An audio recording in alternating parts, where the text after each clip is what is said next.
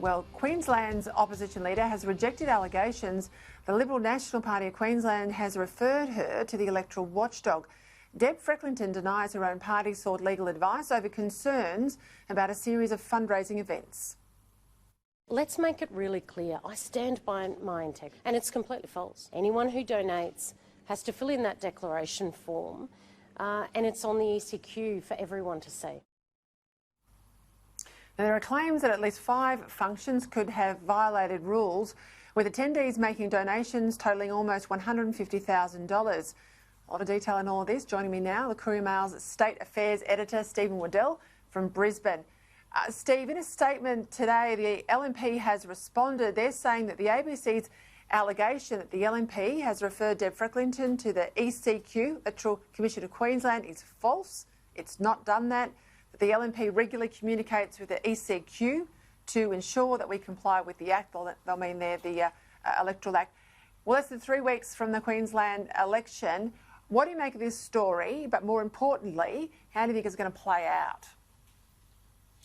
Well, I think that statement today from the LNP was a little bit cute. They might not have referred Deb Frecklington specifically, but they have asked the ECQ to have a look at these lunches and dinners that she was hosting where property developers were in attendance. Now, it's not a crime to have a property developer at a dinner. It's not a crime to have a property developer at a political fundraiser. It is a crime to accept a donation from a property developer in Queensland, and the allegations that we've seen so far don't stack up that a property developer has actually donated to the LNP. Mind you, the timing for the LNP is terrible. I thought that the first week of their campaign was pretty lacklustre. Scott Morrison came to town to try and resurrect things for them, and on the day that he's got a big political fundraiser on at the convention centre, this drops about allegations of dodgy donations. So it's another day lost for Deb Frecklington, and that's another day she could do without.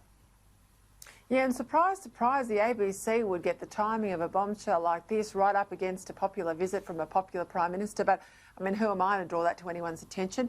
I want to go to the Premier, Anastasia Palaszczuk. She had some trouble today too because the boss of Queensland's dominant Labor faction, the United Workers Union, State Secretary Gary Bullock, he insists that Palaszczuk does not have the powers to declare that her former Deputy and Treasurer, Jackie Trad, won't return to Cabinet if the government's re-elected. Now, that's what the Premier says. The union head says, no, lady, you might be Premier, but you don't get to make these decisions. What about that? Well, yeah, this is why the Labor Party was terribly excited about the Deb Frecklington revelations, because this was going on for 3 days about would Jackie Trad be able to get back into Cabinet if Labor wins the election. I'm just flabbergasted, and so a lot of Labor people, that there wasn't some kind of answer to this question sorted out but before the campaign began. When Anastasia Palaszczuk was asked on Sunday whether Jackie Trad would be allowed back in Cabinet, she equivocated on the question and said she had to win her seat first. And that just left the door open for a return. Then there was a meeting on Monday morning about it. They thrashed out this idea of Jackie Trad putting out a statement saying she wasn't seeking a return to Cabinet. But the feeling was that Anastasia Palaszczuk went off script, said that she wasn't going to have Jackie Trad back in Cabinet, and that's what's really got up the nose of Gary Bullock and a lot of people in the left faction, because as you well know, Peter, the Labor Party decide who goes into the ministry based on proportional representation between the factions, and he's put that very clear. So you had the government today trying to say somehow that the two positions could exist, somehow that Anastasia Palaszczuk could deny Jackie Trad access to Cabinet while allowing the factions to pick their people to go into Cabinet. It has to be one or the other. It certainly can't be both. I tell you what, if I was running an ad campaign for the LNP, I'd do an ad where the Premier says, in relation to all those problems of Queenslanders crossing the border for medical treatment, when she said, you know, I don't make the decisions, that the Chief Health Officer makes the decision. And then when she's asked a question about who's in her Cabinet, she doesn't make those decisions either. I mean, why would you elect Anastasia Palaszczuk? What decisions does she make?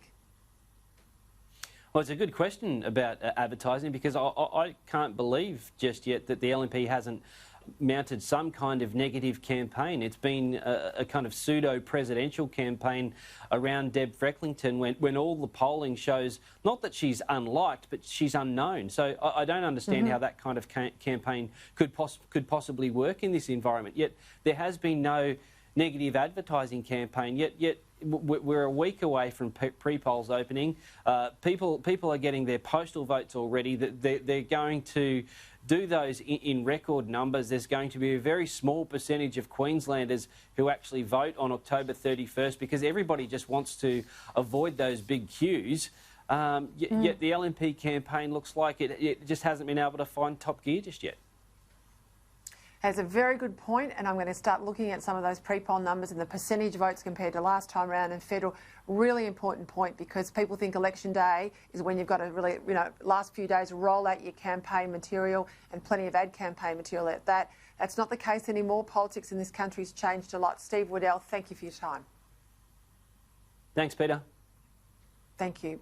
Great analysis out of Queensland.